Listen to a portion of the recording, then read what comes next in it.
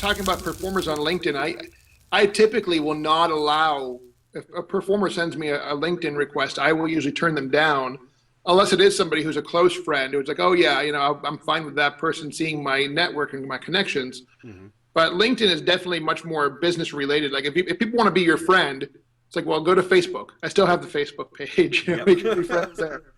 So But now we're talking about connections, and I thought that was a strong point you made, where you don't know where your next show is going to come from, and networking on something like LinkedIn and participating in those groups is an excellent idea.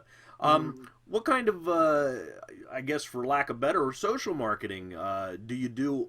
Or were you doing on Facebook, or things that you've done socially that have been successful for you, like you generated that radio interview? mhm.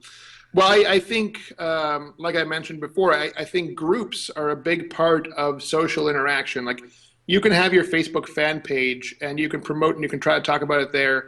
With LinkedIn, I think really the key to doing networking on LinkedIn is you can do a search for groups. You can do a search for cruise ship entertainers. You can do a search for cruise ship producers. You can do a search for one thing you can do is you could search for people's names that are agencies, or, like you could type in Royal Caribbean Cruise Lines.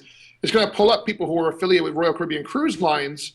You can see what groups those people are part of, because you may not have a connection with those people, so you can't necessarily email them. Hmm. But you can see what groups that they're part of. And a lot of times you'll find groups like, oh, I'd be interested in that group. That's talking about the cruise ship entertainment industry. That's talking about theaters. That's talking about colleges. There's different groups for any kind of market you're in, and then just go and participate in those groups. You want to go in and don't promote yourself. Don't go in and be like, I'm Greg Frisbee, Yeah. hire me for your event. Go to my website and blah blah blah. Like if you do that, I mean that's really just spamming the group.